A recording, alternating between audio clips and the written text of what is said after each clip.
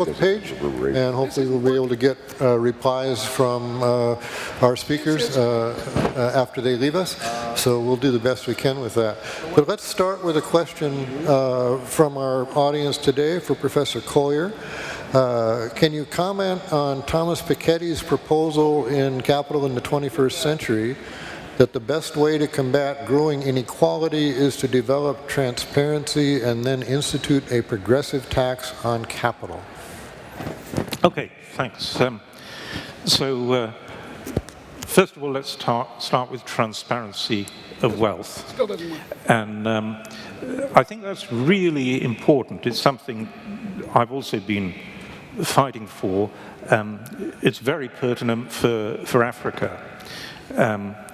When crooks loot Africa's wealth, they don't keep it under the bed.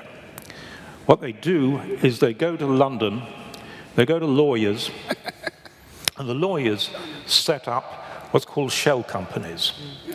And the feature of a shell company is that the true ownership of the company cannot be discovered. True ownership is called the beneficial ownership, legalese.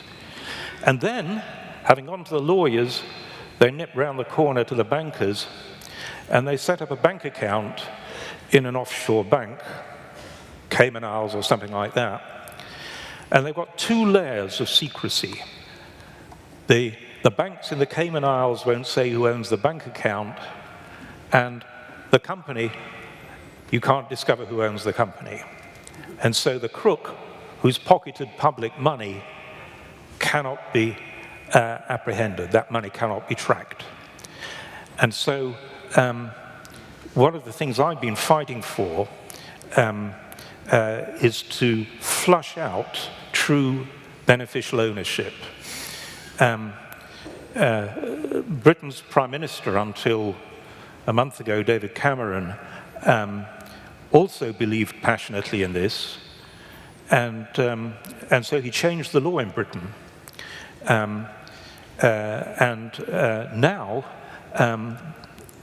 there is, for the very first time, and we're an absolutely pioneer country in the world here, there is a compulsory public register for all companies which must show the true beneficial ownership.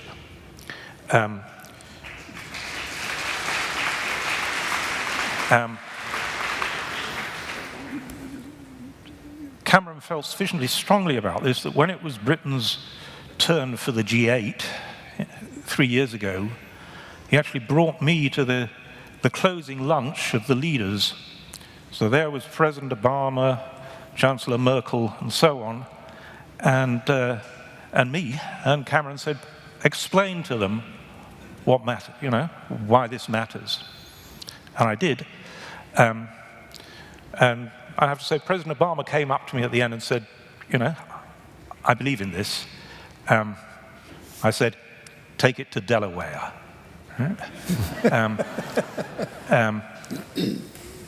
America really needs to change your laws to flush out beneficial ownership. This is something that you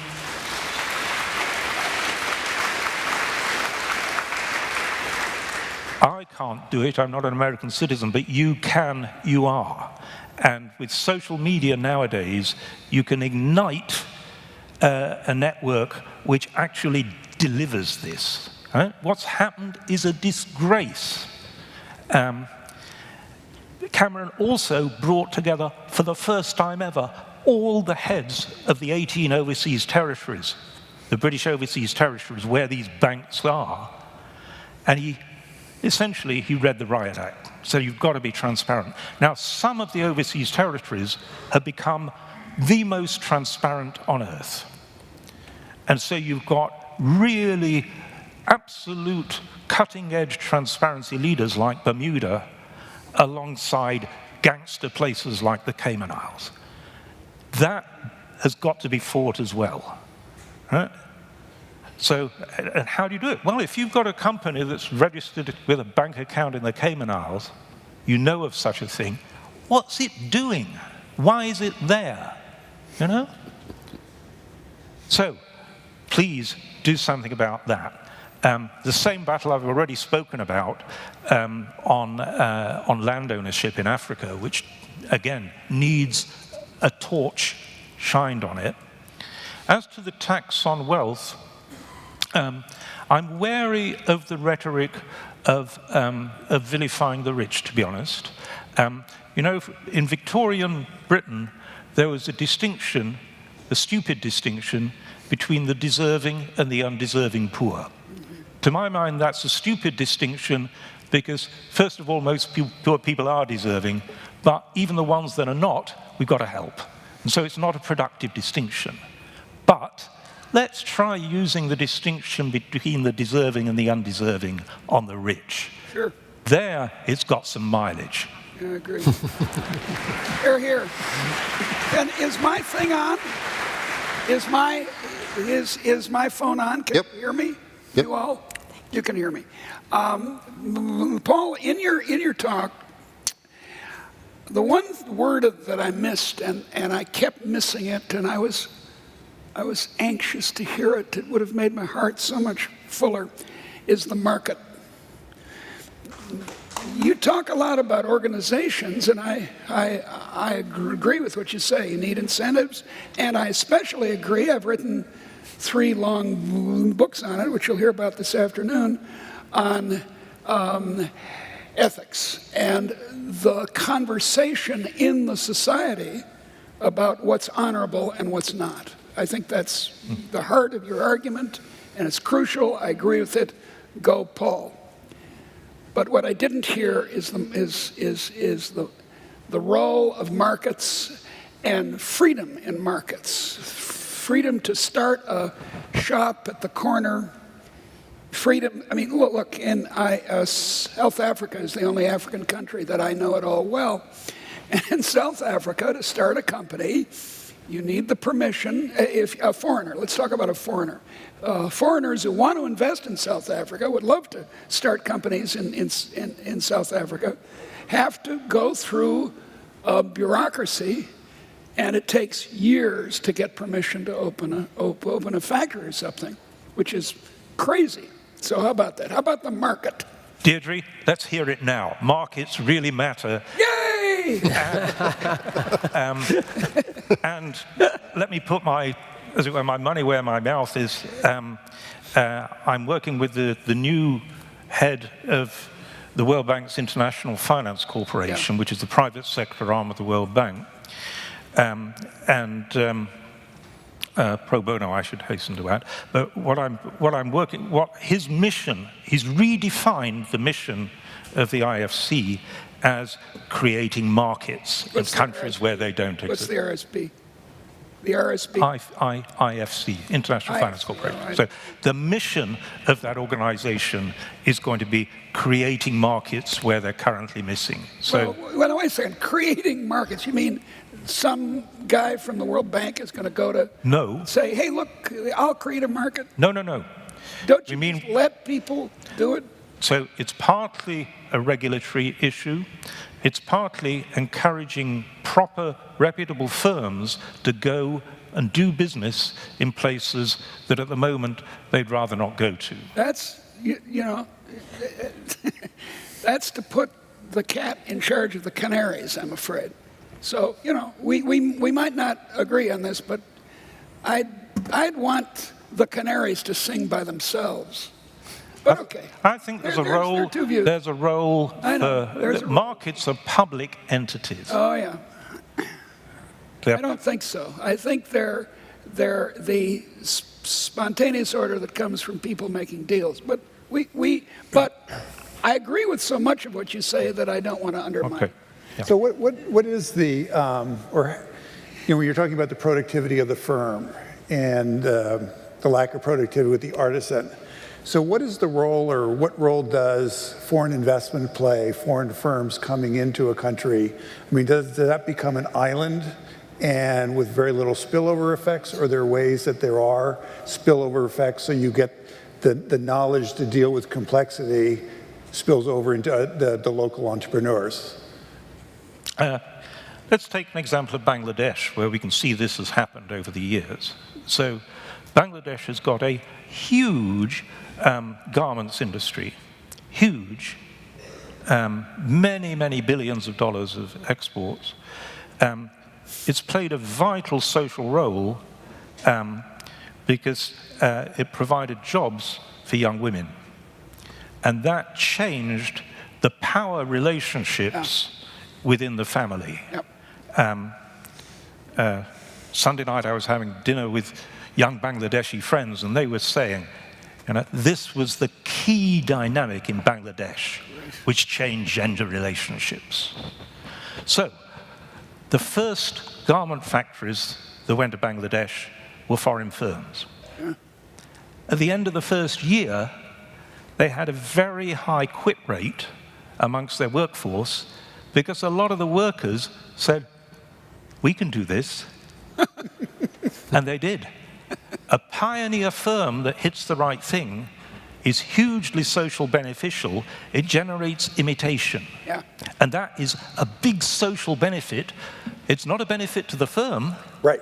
That, Deirdre, if you'll permit me, is why we need IFC to help catalyze these things. The pioneers don't want to go and pioneer because they don't reap the benefits. Well, maybe. Let's talk about one thing on Maybe which is as good as I'll get. I'll settle for maybe. Can I follow up on one thing on which I believe we agree all is the question of productivity. As you said in the beginning, the task of economics is to increase the productivity of the common people. And I think there is not disagreement here. We all want to be more productive. We all want to increase our leverage. But here's a question that puts productivity and markets together. So in this country, the past 40 years, I believe, productivity, this is the United States, has increased 70%. Wages have risen only 9%. So while productivity is actually rising, it seems it's not equally shared by everybody who's reaping the benefits. And so I'm wondering, in this conversation here, international investments, markets, and so on, are there any lessons for us how we can think about not only increasing productivity, but also increasing people's shares in what they achieve, what they accomplish? And what are the hurdles for that? Why is it that there's this incredible gap between the rise in productivity and the actual rise in wages? That's America's problem, but it's not yet Africa's problem. Africa hasn't yet had the incredible increase in productivity. So my answer is, let's get there. Can we learn something from Africa, though? Is there something for us that we could perhaps copy? I don't think you want to copy very much of what's been going on in Africa. Music. No? music? Yes, I'm sorry, that is absolutely quite right. There's a lot of wonderful cultural stuff in Africa, but I wouldn't copy the politics and I wouldn't copy the economics. Well, Actually, I would copy Botswana. I would copy the economics. I would copy Botswana. I wish Britain had copied Botswana. So let me, as a Chicago economist on the board, I need to follow up. I think Deirdre sort of stole my thunder today. So I want to say this was a real treat. I think the presentation was just excellent. When I think about development, I think about property rights, I think about corruption, I think about agglomeration economies, I think about education, I think about non-pecuniary factors, and you fluidly touched on all of those in a very cogent way. It was really remarkable. It was a tour de force, I think. So I want to thank you for the talk. It was excellent. You've clearly thought deeply about these issues, very, very deeply. Now, if you were in charge of the aid from the U.S. that went over to Africa, how would you allocate that to ensure the obstacles that you've mentioned here? Many of them are obstacles, and to me, aid can help set up markets to overcome those obstacles. I think after you earn surplus, the government decides how to allocate it. I think you should always differentiate those. They're linked, but you should differentiate them to start. How would you think about using aid today to overcome these obstacles that you've put forward for us? Yeah. Okay, you both probably find this a heresy, right? But Africa is desperately short of effective private organizations. the firms in Africa, there are very few firms that do scale and specialization. The quickest way to get them is to bring those firms in. Pretty sensibly, the world's firms are not queuing up to get on planes to go. There are firms that are queuing up to get on planes to go. They're the crooks. You can make money in Africa. There's an easy way. It's plunder. That's why we want to close off the beneficial ownership loopholes and that sort of stuff, to close that option down. But that still leaves the problem of getting the good firms, the reputable firms, to come to places where there's not a lot of money to be made. IFC takes equity in reputable firms that go into difficult places. The rate of return on that equity at the moment is negative. Right? And so there's a problem. Until firms come into these places, they'll stay fragile and poor. If they go in, enough of them, it will break the trap. But it won't be they that benefit. They'll have a huge public good role. And so I believe there's a need to use public money to incentivize private firms. Now, that's got to be very carefully done, but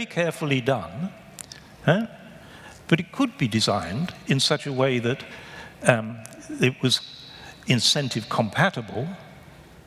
At the moment, we lack the international architecture in public finance to make that link possible. Mm-hmm. The only country that's been doing that has been China.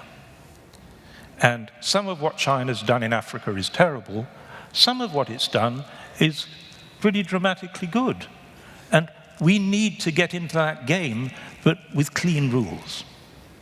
When I hear the phrase public-private cooperation, I hear it in my ears as public-private conspiracy. I mean, if you haven't got Swedish standards of public administration or Minnesotan standards of public administration, and it's no accident that the Swedish flag is around here all the time, then public-private collaborations are going to be your crooks, aren't they? By the cooperation that I mean, it's a partnership between International Finance Corporation, which is a properly scrutinized global public entity. It's reputable. It's reputable. Yeah. And Minnesota Mining and Manufacturing. Yeah, well, it's reputable. Okay, I agree. And that partnership would be above question, yeah, but it will be competent.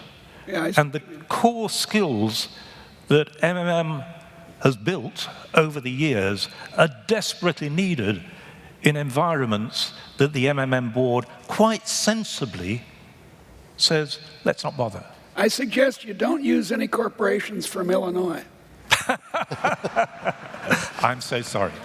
Unfortunately, the economic problem of the scarcity of time plagues us once again. If we're going to stay on schedule, I'm sorry we have to cut this off. We will continue this afternoon. John List will be on stage at 1 o'clock. There will be music for you beginning about 22 or 1:45. Thank you, and we hope to see you this afternoon.